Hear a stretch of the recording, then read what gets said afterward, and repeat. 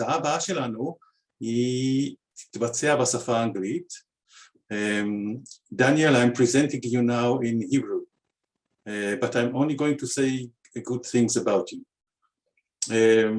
אנחנו נשמע את דוקטור דן המלין, שהוא מרצה במחלקה למנהיגות חינוכית ומדיניות באוניברסיטת אוקלוהומה.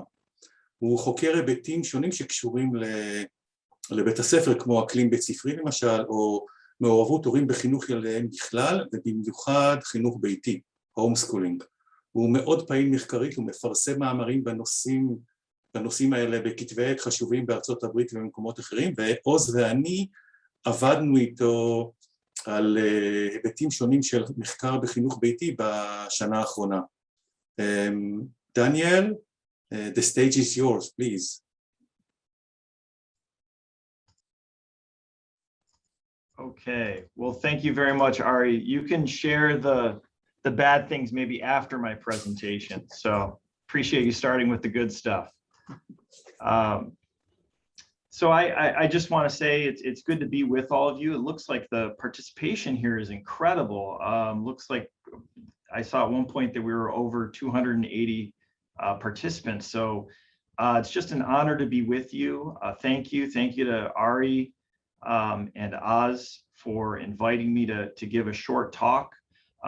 Ari and Oz's work is quite influential here in the United States and has influenced a lot of research on homeschooling that's been done here. So again, great honor to be here. So the presentation that I'm going to do is homeschooling arrangements, social outcomes, and life trajectories.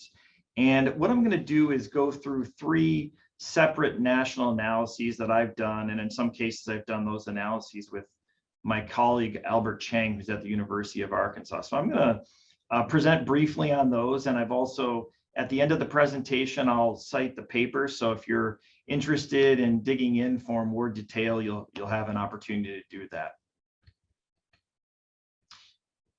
Okay, so in the first analysis, we looked at this question of social and cultural experience. One of the concerns, at least here in the United States, is that homeschoolers might not have adequate social and cultural experience. And so in this first analysis, we tried to look at the empirical data to see what evidence there was for this claim. And this is important because before the pandemic, homeschooling was a really fast-growing phenomenon here in the United States. So there were about 2 million homeschoolers right before the pandemic, maybe even a little bit more than that.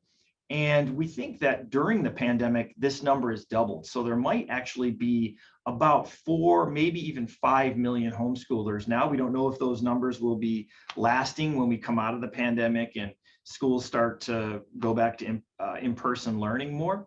But at least before the pandemic, it was at about 2 million. So, and that was a doubling in just 20 years. And really in the 1980s, there was only a few thousand homeschoolers in the United States. So this is kind of a big change that's occurred in education here. So again, one of the main issues with homeschooling here, at least one of the key debates, is that homeschooling parents might not have the ability to replicate the types of social and cultural experiences that students can get in a traditional school. But there hasn't been a lot of research on this. It's mostly kind of anecdotal. It's mostly a debate about whether or not homeschooled students are adequately socialized or have adequate exposure to cultural experiences. And so we asked this question: do homeschooled students lack opportunities for social and cultural experience? And we analyzed data from the National Household Education Study. That's a survey that's administered by the federal government here through the U.S. Department of Education. And it's a nationally representative sample. It contains 14,075 families, and also has a really large sample of homeschooled students. So it has, at least in this wave, 552 homeschooled families in it. So a fairly large number to try to understand this question. So here's a quick breakdown of the sample. And if you look at the red box here, you'll see in the first column, we have homeschooled families. We have about 552 homeschooled families. And then in the middle column, we have private school families at about 1,500, and then the public school families at about nearly almost 12,000 families in the sample. And then you can see all of the variables, all of the control variables that we used. So we looked at racial background, special education status, as well as a number of different household variables like household income, parent education, whether the family was divorced, married, separated, how many kids were in the family, these sorts of things. So to try to understand this issue of social and cultural experience, one of the first things we did was look at instruction in music, arts, literature, and foreign language, which are thought to provide opportunities to impart cultural and even social experiences in some cases. And we found that the majority of homeschool, if we're just looking at that 552 person sample of homeschooled children, the majority of children, their families report providing instruction in at least 3 to 4 of these subjects. But what's really important here is if you break out that homeschooled sample by those who participate in a homeschool cooperative, where families come together to pool instruction. So you have small groups of families will come together to share instruction. So maybe one family does music, another family does math, let's say.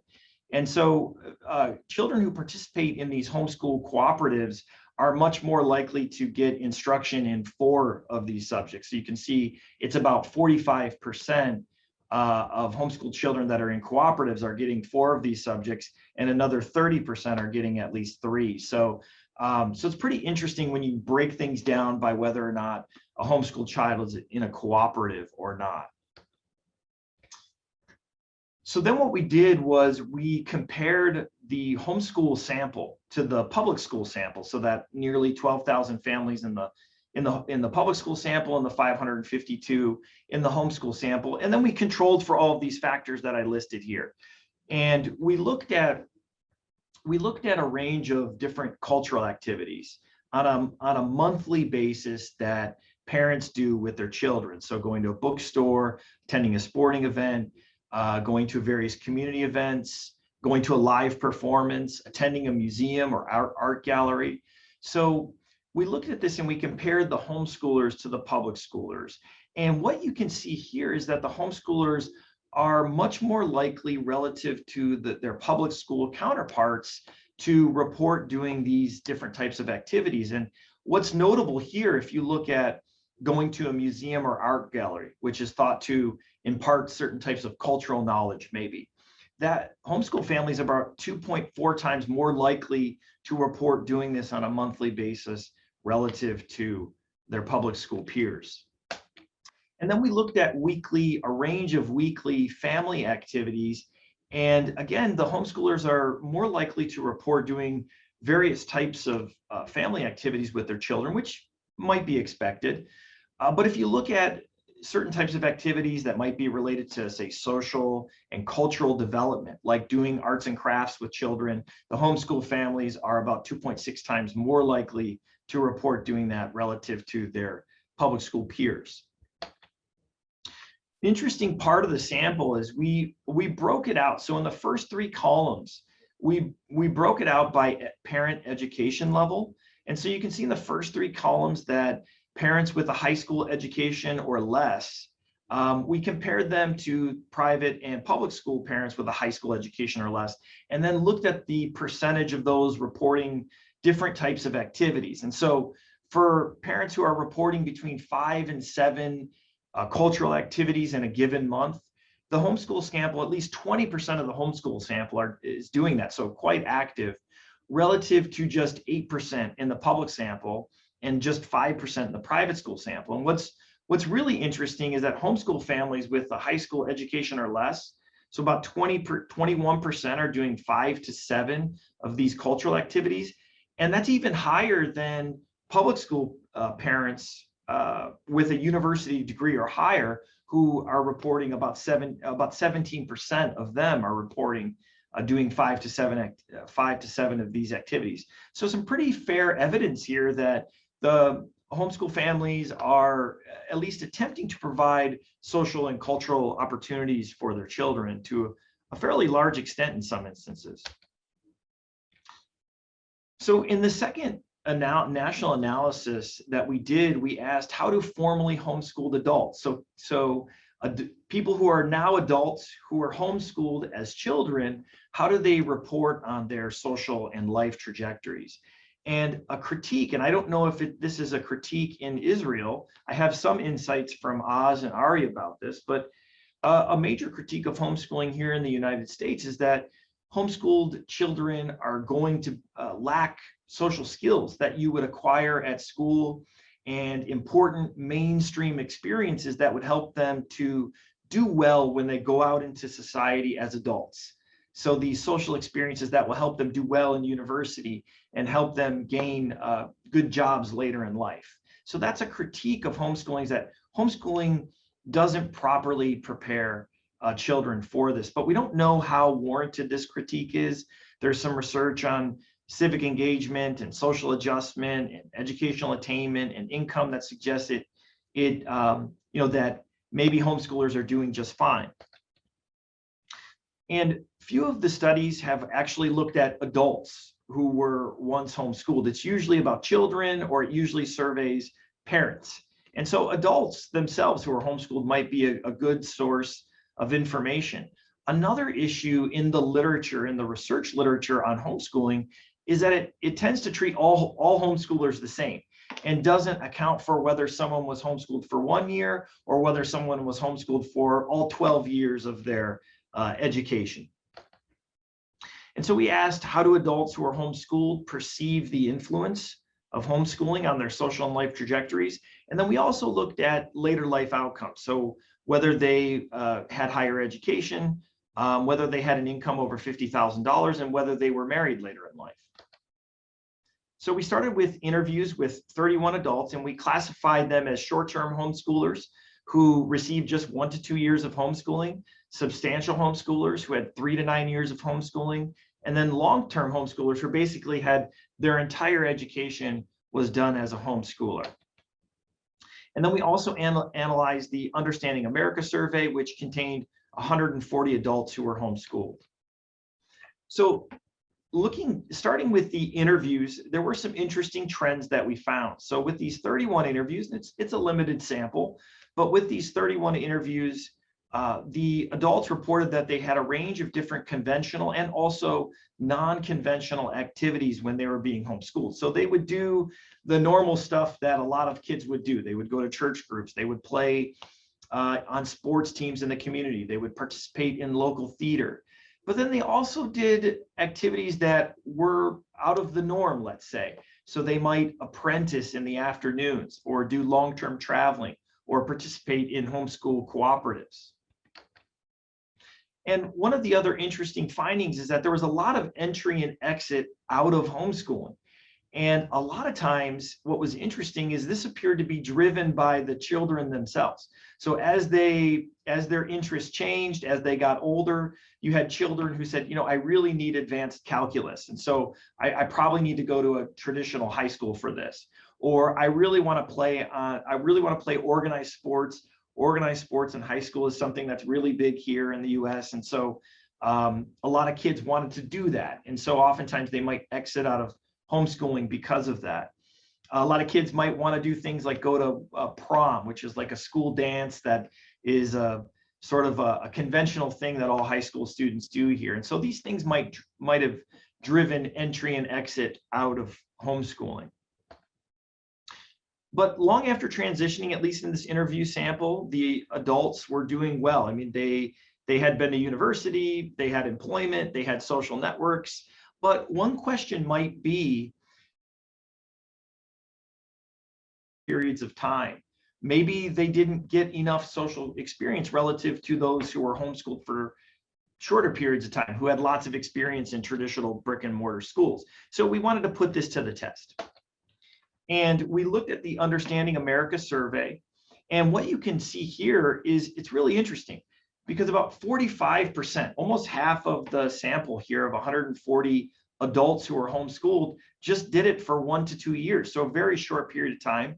They spent most of their time in traditional schools, and only 11% in the sample did it for 10 to 12 years or most of their K through 12 education. So most homeschooled children are spending lots of time in traditional schools too, at least here in the US. So then we compared these different types of homeschoolers to, so we compared the short-term homeschoolers of 1 to 2 years to the substantial homeschoolers of 3 to 9 years and the long-term homeschoolers who pretty much homeschooled their entire time through their kindergarten, all the way through their entire education. And we compared them on household income, whether they attended higher ed or not, and whether they were divorced or separated from their spouse later in life. And interestingly, we didn't find any differences in the group. And so, or between these three groups. And one of the takeaways then might be is that there's not much evidence here that more homeschooling results in less, say, social and cultural competence later in life, because all three of the groups seem to be doing relatively well. If anything, the long-term homeschoolers were about 1.2 times more likely to have a higher income. They're about 1.26 times more likely to have attended higher ed. So some interesting findings here. All right, Oz, how am I doing on time? Am I okay? Okay, just shut me down if you need to. So the final study here is, we wanted to, and this really comes out of Oz and Ari's work, to be honest with you, where they've kind of looked at different ways of homeschooling and try to understand how that affects students in different ways. And so what we tried to do with some national data here in the US was to understand how prevalent are different types of homeschooling arrangements, and then to look and see how this differs across various socio-demographic background factors. So in this case, we combined 3 waves of the National Household Education Survey. So it gave us a sample of 1,468 homeschooling families. So for homeschooling, that's a pretty large sample. It's hard to get large samples of homeschoolers. And we looked at these 4 types of homeschooling arrangements. So there's some interesting things to note here. So if you look at type 1, so these are homeschoolers who also use a private tutor or participate in a homeschool cooperative. And that, if you look at 2019, that's at 52%. So about half of all homeschoolers are doing a cooperative or hiring a tutor. And then if you look at type 2, using online instruction, so that's been rising since 2012 from 32% to 40% in 2019. And then you can see what's interesting is there's a fair number of homeschoolers who homeschool the majority of the time, but then also send their kids to a traditional school part-time. And that's almost, by 2019, that's almost 28%. So almost a third of all homeschoolers are sending their kids part-time to a traditional school. So really interesting. And then the type 4, which is traditional pure homeschooling, where the parent is doing everything. By 2019, that's on the decline. That's only 22% of the whole sample. And that's down from 32% in 2012. So pretty interesting, just kind of looking at the nature of homeschooling. And so we wanted to understand, so how do these 4 different types of what we're calling homeschooling arrangements, how might they differ across various background factors? And so there's a couple of things that are interesting that I'll just kind of point out for you. So if you look at a primary school age child, so elementary school, what we would call kindergarten to 5th grade here, what you might note here is that they're about 1.5 times more likely to be sort of the pure homeschoolers who don't go to part-time school, who don't use online instruction, and don't belong to a cooperative, which kind of makes sense, because maybe during elementary, a parent is more equipped to provide the different types of instruction that a child might need. And then if you look at urban residents, I'll just point out one piece of data, and then I'll go ahead and summarize all of the findings. But parents who are in an urban location are about 1.3 times more likely to send their children to a brick and mortar school part-time. And there's also, here in the US, we have increasingly states have what are called education savings accounts that essentially give the per pupil funding to the family to use in schools as they see fit. So some homeschoolers avail themselves of these funds and will pay for part-time education at a private school with these funds, and then also homeschool at home. So I'll just quickly summarize my findings. I know I'm short on time. I'd love to have an opportunity to interact with you as well and take any questions. So homeschoolers seem to report having a fair amount of exposure to mainstream cultural and social experiences, really going against that critique that they're an isolated group. And they also have to seem to have pretty strong networks and social connections and decent life outcomes later in life as adults. And I'll just kind of reiterate that it also seems to be the case that entry and exit out of homeschooling tends to be driven to a large extent by the needs of the child as well. At least here in the United States, an increasing number of families are not sort of pure homeschoolers. They're homeschooling, but they're doing all kinds of different things. So they're participating in cooperatives, they're attending traditional schools, or they're supplementing home education with online education. And so, as Ari and Oz have pointed out in their work, this is probably something that researchers need to account for. So if you're assessing the effects of homeschooling, you might want to take into account these different ways that that families homeschool to try to really understand what are the effects of homeschooling. Okay, so here are the 3 papers I've reviewed. Feel free to go ahead and send me an email if you are interested. I'd be more than happy to share any information I have with you. And again, thank you so much for a chance to share some of this research on homeschooling with you. I really appreciate the opportunity. Thank you very much, Dan. It was fascinating. I would like to say that during the past year, when we've been working together and brainstorming, thinking about how can we devise a collaborative homeschooling research, and looking at the scale of homeschooling that you have in the United States, and looking at the complexity of the problems that you as a researcher is facing, it was humbling. And looking at the data that you collect and analyze in such an interesting way, it really was humbling. Thank you very much. Thank you, Dan. Thank you. We have time for one question per presenter. And one of the questions in the chat was whether the homeschooling in the United States is necessarily has to do with religion. Does homeschooling in the United States usually is conducted by people for religious reasons or for other pedagogical reasons, perhaps? Yeah, that's a great question. So traditionally, homeschooling, more conservatively religious families, so families who are very devout Christians, were much more likely to homeschool because they wanted to homeschool and also impart their religious tradition to their children.